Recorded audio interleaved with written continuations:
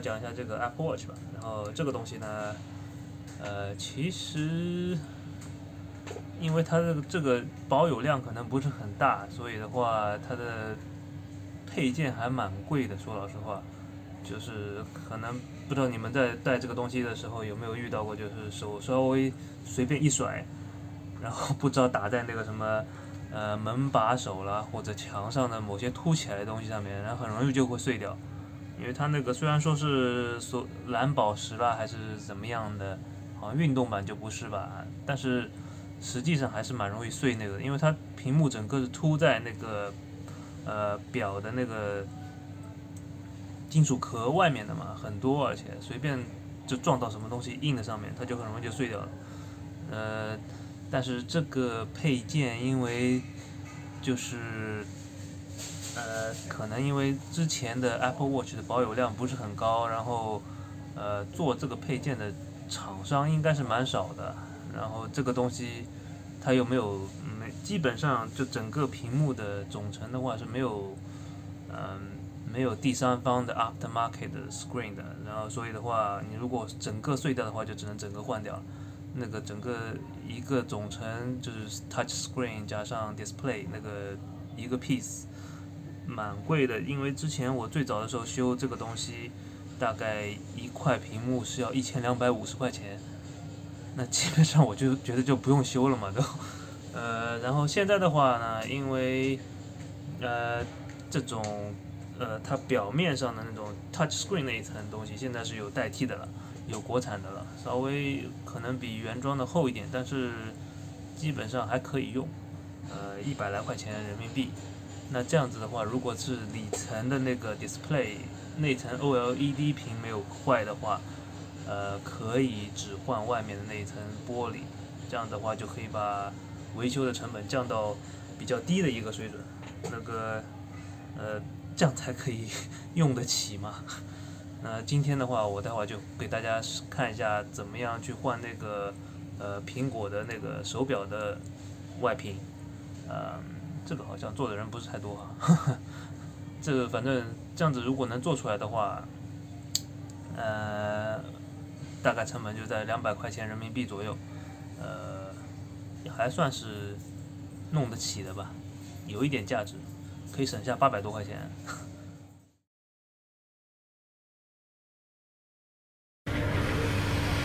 这个的话呢，就先要看一下，测试一下，看那个就是 make sure 你的那个屏幕还是好的，然后就要先加热一下。这个屏幕摔的应该是比较惨的啦，然后就那个要小心一点。其实摔的越花的越好修，就是先从旁边那些碎的开始清理，然后清理完之后。要注意不要，把它那个屏幕下面有一圈，它那个好像是叫 Force Touch， 那个一圈东西的话呢，它是和那个触摸应该是相关的。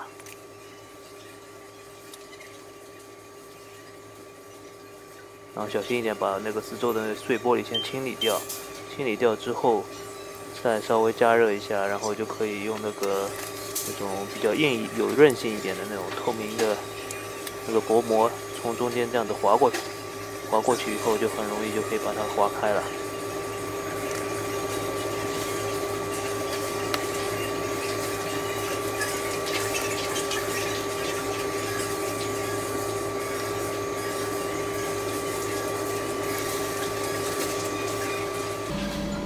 划开以后呢，然后那个它是3根排线连到那个屏幕的那个座上，然后先要把那个3根排线上面有一层薄膜的那种黑色的那个贴纸给先揭掉，揭掉以后把它的那个3根排线的那个压排线的那个座子上面那个卡扣先把它往上翻，翻上去以后就可以把它从排线上面脱离开来。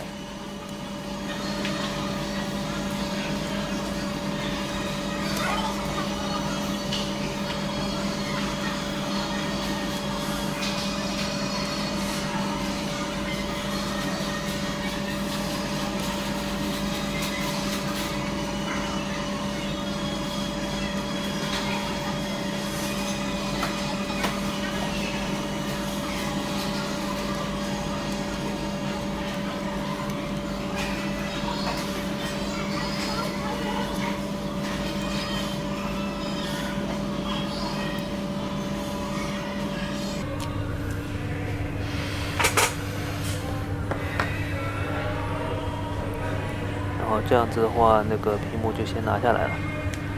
拿下来以后的话，要对它那个边缘稍微处理一下。你可以看到它那个Watch 的那个屏幕，其实它是一个内凹的，所以的话你要分离的是它最上面那层玻璃，然后跟它的OLED display 之间的那一层胶。所以要先处理它的四周，保持它那个周围是在切割的时候是要平的，否则的话会切到OLED 屏上面有一层像偏光纸一样的东西。我第一次做的时候是把那层东西给切下来了，然后整个屏就废掉了，浪费了我一个好屏幕。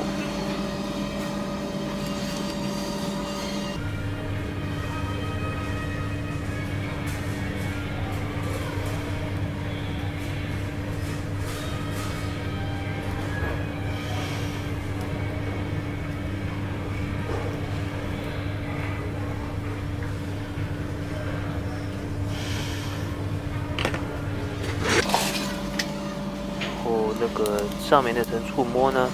它也是下面有那个胶，把它给粘到那个display 的那个背板上面了。但是那个 display 是很薄的，所以一般的话，我会建议说这样子把它底下那个慢慢的划开来，否则的话，你如果硬拉，会把它那个屏幕本身的那层东西给拉掉，有的时候就会把那个 display 给搞坏掉了，所以这样子划开的话比较安全一点。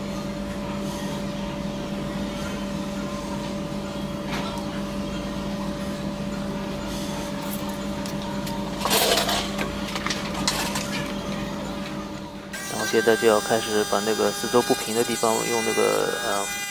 电磨给把它给切掉，因为我怕切割的就到时候分离的时候那个拉的不好。就把这个屏幕给搞坏。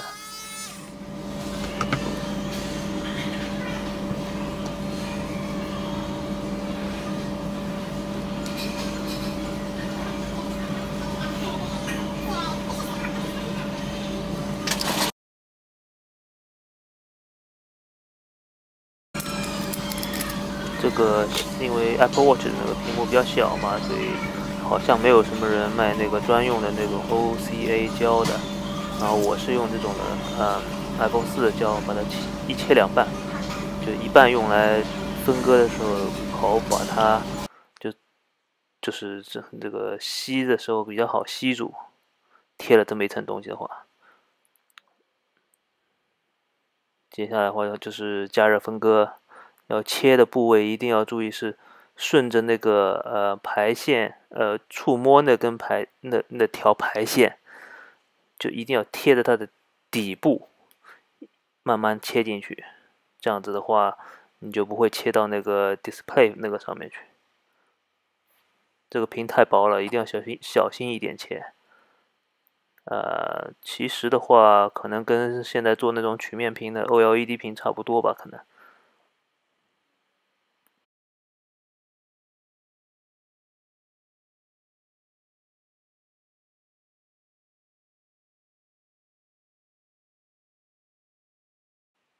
这个样子的话，这个屏幕就分离开来了。然后其实我是用这个 OCA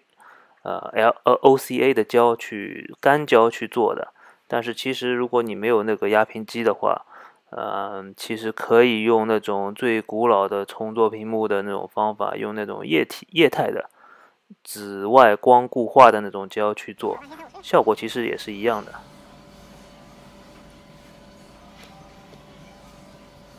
接下来就是要把那个屏幕上面那个原装的这个胶给弄掉。这个的话就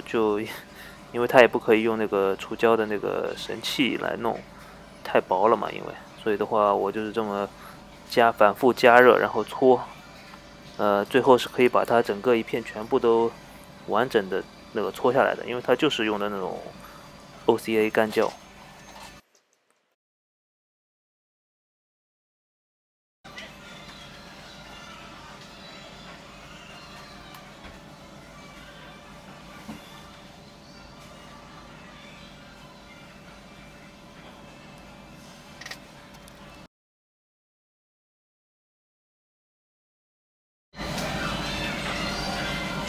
小心驶得万年船，所以每一步做完的时候都把那个屏幕再插上去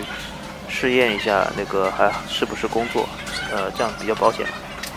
如果 display 坏掉了的话，接下去也不用把它再继续做了，否则就浪费你的触摸屏了。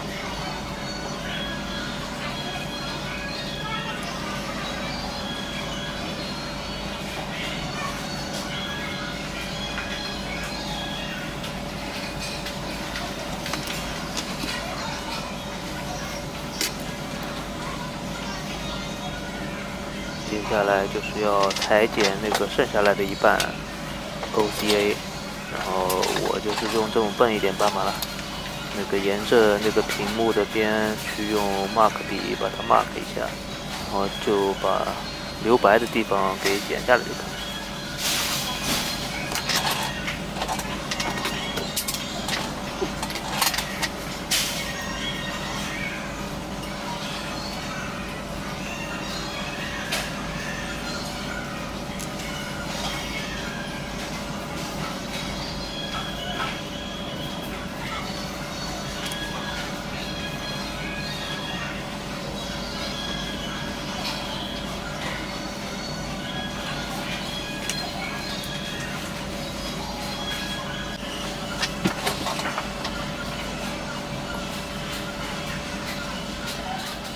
就把这个屏幕上面用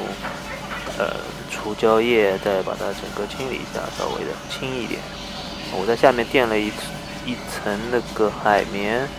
这样子的话，我觉得好像这么贴胶的时候，好像能比较减少那个气泡的那个产生。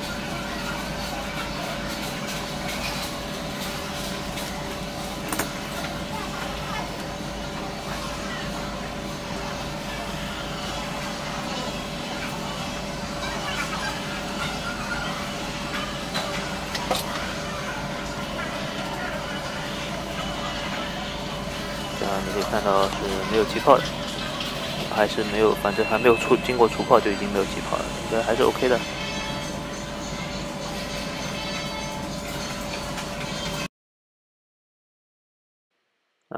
接下来的话就是要那个用贴合跟除泡了，因为那个这个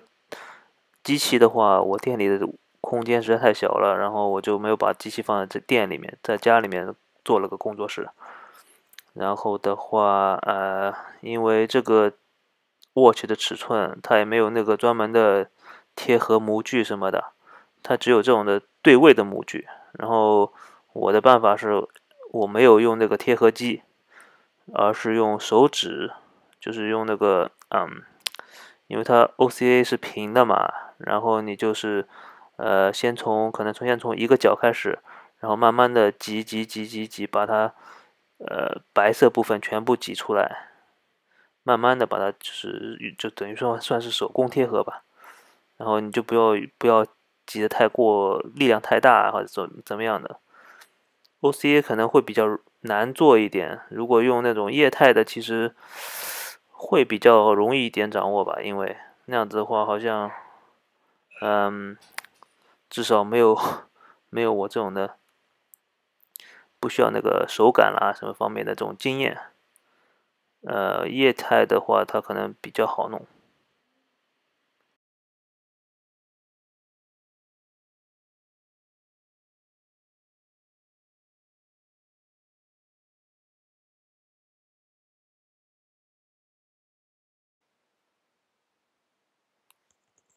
基本上就是这样子，慢慢的，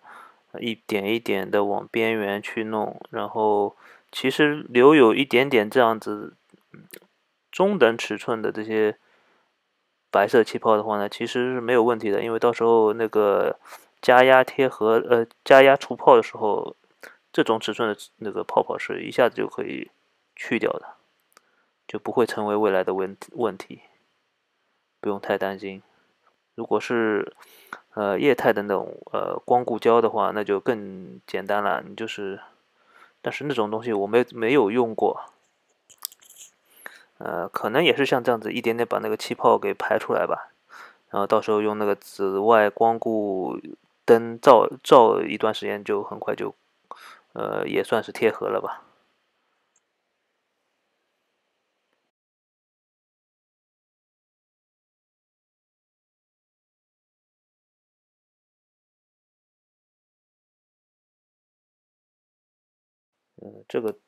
这个小白泡，我其实一开始挺担心的，以为会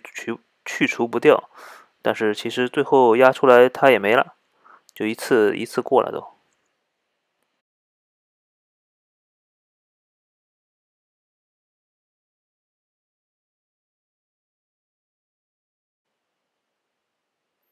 这个是在那个要稍微给它测试一下，也是，因为我怕我那个手上没数的话，是不是会把那个内屏给压碎掉？但是 OK，其实运气还算不错，没有破。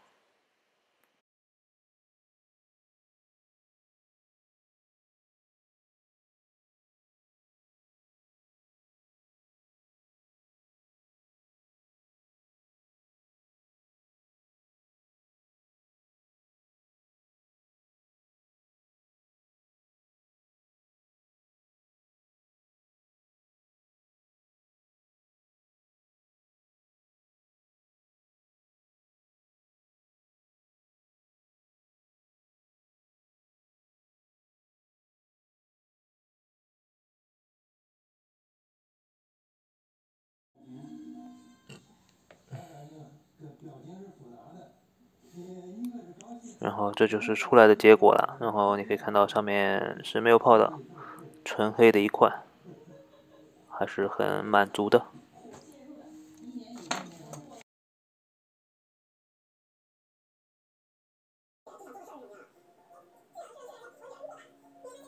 OCA 上面剪了一小块，然后贴在这个那个 display 的背面，然后用来固定那根那个触摸的那个排线。Watch 的那个触摸就是它的上面盖板，所以等于是你换完那个盖板的话，就是把触摸也给换掉了。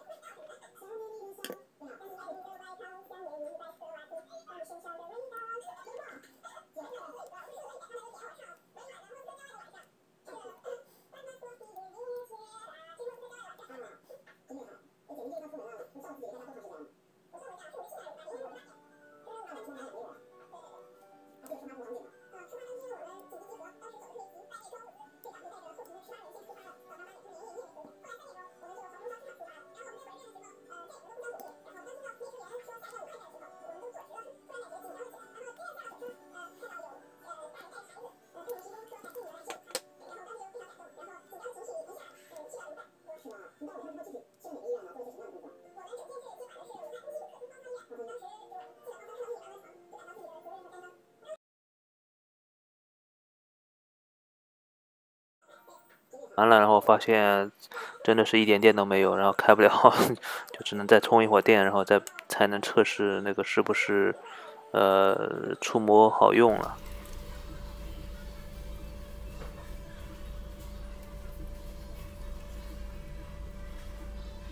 这是第二天把它带到店里面去把它 finish 掉。先用那个酒精把那个 Force Touch 那个圈上面的所有的 residue 给擦一擦，然后这样子的话，你那个才能新的那层胶才能粘的比较稳。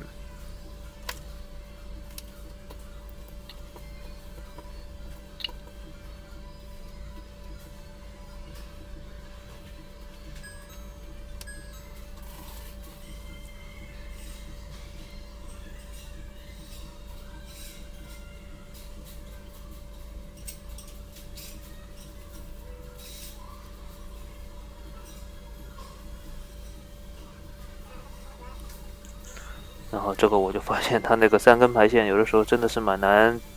插好的，所以哎呀，又因为它那个屏很薄嘛，我又怕那个镊子会顶到它的屏幕什么的，所以做起来就非常非常的别扭这个动作。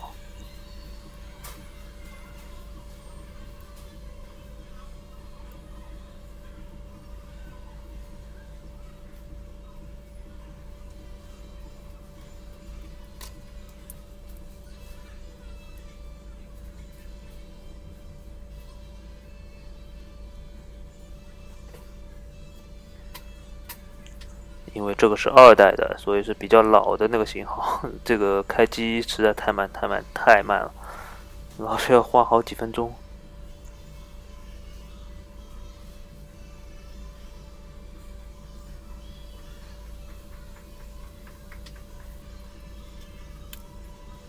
这是过了好几分钟以后，我就觉得它是不是不行了，然后是不是没电了，然后给它赶紧接上电，然后发现这个电量的确是还是很低，然后就再给它充一会儿吧。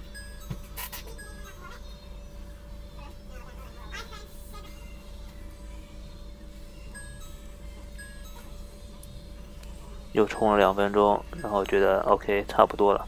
然后把它的那个电池的盖子给它重新拧回去，因为一开始不知道为什么它那个屏幕不显示，把它整个电池一断，然后再重新连上就 OK 了。可能是跟手机有的时候一样吧。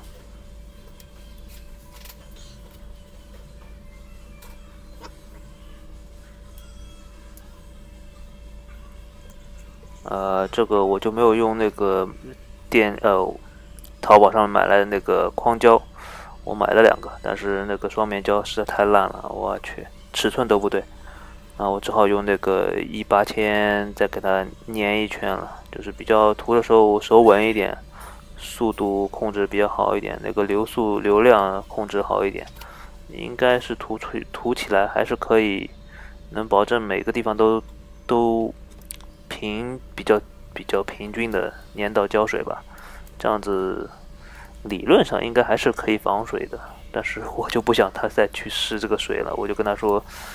最好不要碰水啊。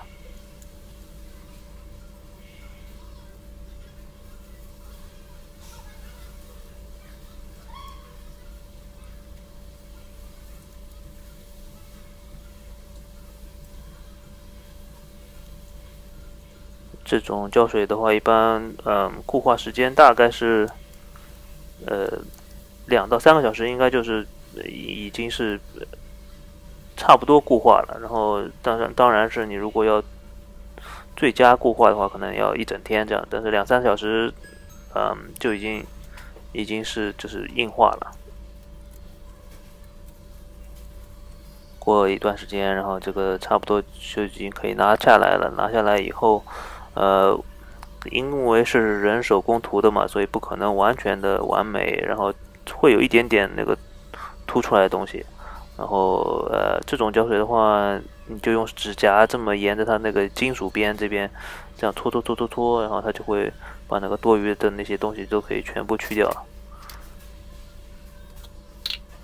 再给它放在那个上面冲一会儿，然后整个清洁一下，指纹全部擦掉，这样就 OK 了。